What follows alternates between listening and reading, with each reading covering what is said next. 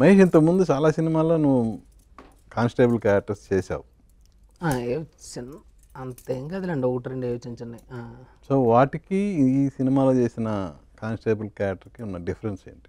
Difference అంటే madam గారితో చేయటం అండి. అక్కడ హీరోలతో చేసామని ఇక్కడ మేడంతో చేసామండి.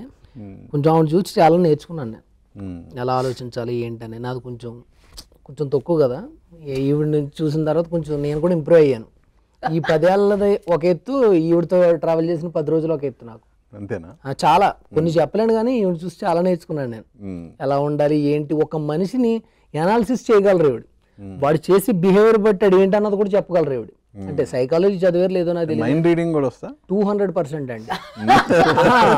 ఎందుకు ఇవి ఇలా రియాక్ట్ అయింది అనుకునేలాగా మనం నెక్స్ట్ లెవెల్గా ఆలోచిస్తే నెక్స్ట్ ఏదో ప్రాబ్లం రాబోతుంది కాబట్టి ఇప్పుడు ఇలా రియాక్ట్ అయిందని నాకు అర్థం అవుతుంది. ఎగ్జాంపుల్ చెప్పకూడదండి, ఇందులోని పాత్రలు సన్నివేశాలు ఎవరిని ఉద్దేశించిన కాదు కాబట్టి ఎవరి పేర్లు చెప్పకూడదు, మళ్ళీ మనోభావాలు చెప్తుంటే. కానీ అది నా లైఫ్కి హెల్ప్ అయింది. అది ప్రమోషన్ పరంగా మేడంతో వెళ్ళటం కూడా చాలా మంది మా ఫ్రెండ్స్ అయ్యి, అరే మేడంతో బాగా తిరుగుతున్నారు, ఆవిడ చాలా డౌన్ టు ఎర్త్ ఉన్నారా, బాగా చెప్తున్నారు నీ గురించి, వాళ్ళు ఎవరు చెప్తారని మెసేజ్లు పెడుతుంటే బాగా అనిపిస్తుంది నాకు. అంటే ఒక యాక్టర్ గురించి చెప్పాల్సిన అవసరం ఉంది. ఇప్పుడు ఆవిడ ప్రొడ్యూసింగ్ చేశారు, ఆవిడ ఏదో నాకు మనీ ఇచ్చారు, అయిపోయింది అక్కడతో.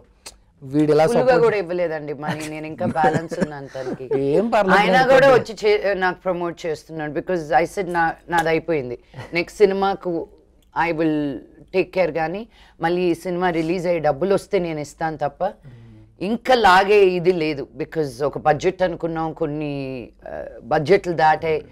అండ్ మనం ఎక్కడ హెల్ప్ తీసుకోగలమంటే from co actors, from directors, whatever, saying okay నా లిమిట్ ఇంతే, దీన్ని దాటి వెళ్ళలేను, నేను పోస్ట్ ప్రొడక్షన్కి పెట్టుకోవాలి.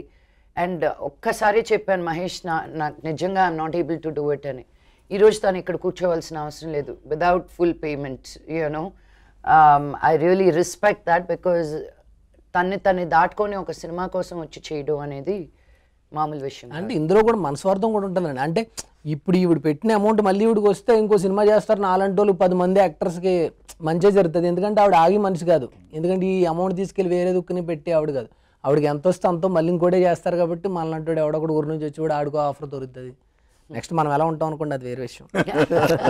అలా దానికోసం అండి, అంతే. సినిమా బాగుంటే అందరూ బాగుంటారు కాబట్టి మనం దానికోసం.